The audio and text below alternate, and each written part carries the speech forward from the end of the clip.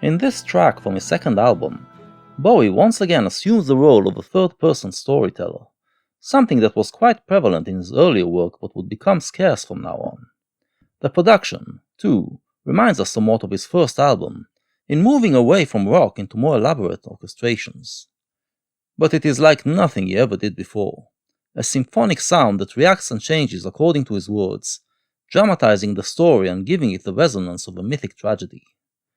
Carried on the wings of the orchestra, Bowie delivers his epic piece, putting his dramatic vocal into full effect and placing us right in the midst of the events. Solemn-faced, the village settles down, undetected by the stars, and the hangman plays the mandolin before he goes to sleep. And the last thing on his mind is the wild-eyed boy imprisoned neath the covered wooden shaft, folds the rope into its bag, blows his pipe of smoulders, blankets smoke into the room, and the day will end for some as the night begins for one. Straight away, Bowie puts us in a faraway, secluded location, a village so remote that even the stars can't detect it.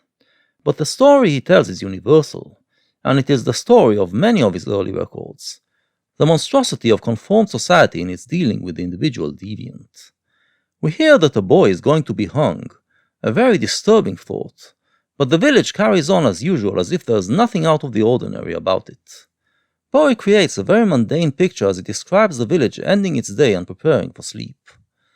The collective is portrayed as a blind herd, completely oblivious to the suffering of the individual. Only the storyteller realizes that this end of day is merely the beginning of a night of torment for the boy, his last night on Earth. Staring through the message in his eyes lies a solitary sign from the mountain called Freecloud, where the eagle dare not fly. What was the boy's crime? Communing with nature. He has climbed up the mountain that no one dared climb and managed to form some sort of friendship with it, a symbiosis. Thus, he reversed the process of civilization, the process that takes humanity further and further away from nature. This idea of going back to nature is a trait of the modern age, practiced by all sorts of groups, and in the 60s it was picked up by the hippies. So, we find that we are in the midst of another kind of topical debate here. It's not just about the individual versus the collective, but also about nature versus civilization.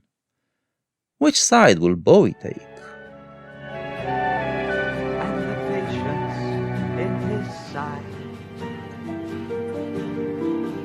gives no indication for the townsman to decide.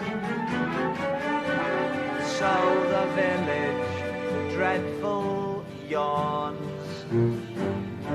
pronouncing gross diversion as the label for the dog.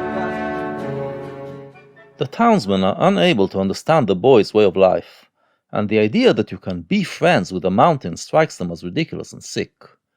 The boy can't explain it to them since there are no words in our language to transfer this kind of relationship. So they tag him a mad dog, one that should be put to death. But is a human really completely different from a mountain? I believe that the image created earlier of a hangman who blows his pipe of smolders is meant to associate him with the volcano, to show that perhaps there is truth to what the boy is claiming. But the people of the village will not give him a chance, as they are too afraid of this subversive message. In their logic, Uniting with nature makes him wild, and wild is synonymous with crazy. That is what they see in his wild eyes. Oh, it's the madness in his eyes as he breaks the night to cry. It's really me. Really, really me. It's so hard for us to really be. Really you, really me. You lose me, though I'm always really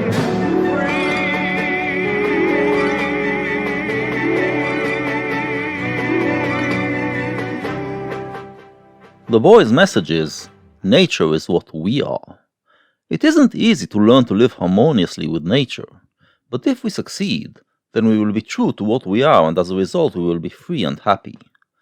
But no one in the village heeds his cry, and no one understands the message. Someone else does hear him, though.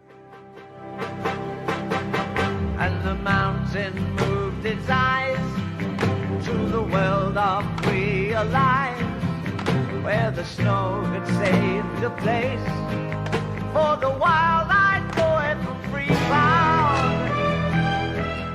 Hearing the boy's cry, the mountain wakes up and realizes that his friend is in trouble. And so, it springs into action. And the village dreadful cry as the rope began to rise, for the smile stayed on the face of the wide-eyed boy from Freecloud. And the women once proud clutched the heart of the crowd as the boulders smashed down from the mountain's hand.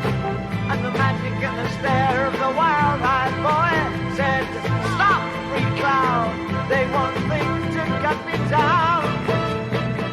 As the hanging proceeds, the angered mountain erupts, showering the village with boulders. The boy calls on him to stop, telling him it's not the way, but the mountain won't listen. The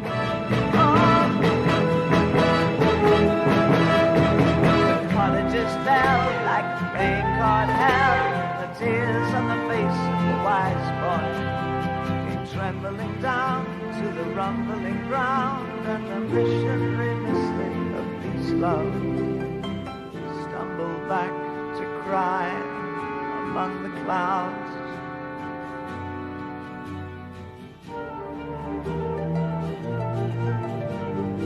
Kicking back the pebbles from the Freecloud mountain drive. The story ends in tragedy.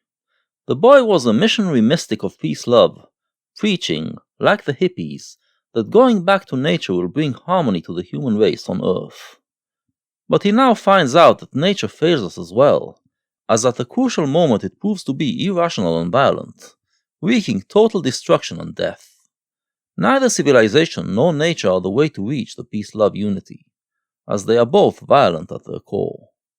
The failed Messiah, who apparently did manage to escape, recedes back to his solitude, leaving civilization behind to go back up the mountain, and all he can do is kick away the pebbles from the track between the mountain and the village, hoping that someday, someone else will find a way to connect them. Once again, then, the double-edged bowie knife cuts through both sides of a debate. Conform society is wrong, but so are the hippies.